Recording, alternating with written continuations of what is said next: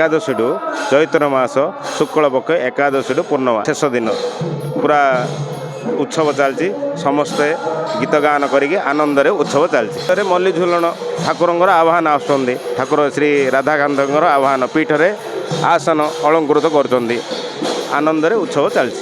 चैत्र मास शुक्ल पक्ष एकादश दिन ठारू पूर्णमी पर्यंत महाप्रभुंकर बहुत आडंबर सहित से झुलन मंडप को आसी से झुलवार परिक्रम करा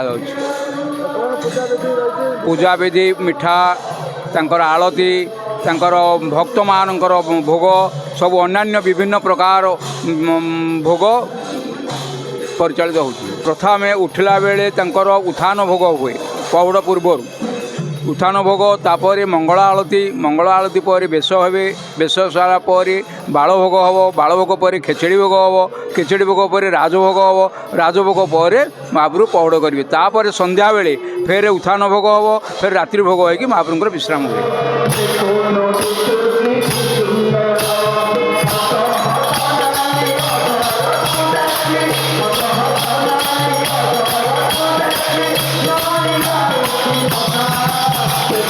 Thank you.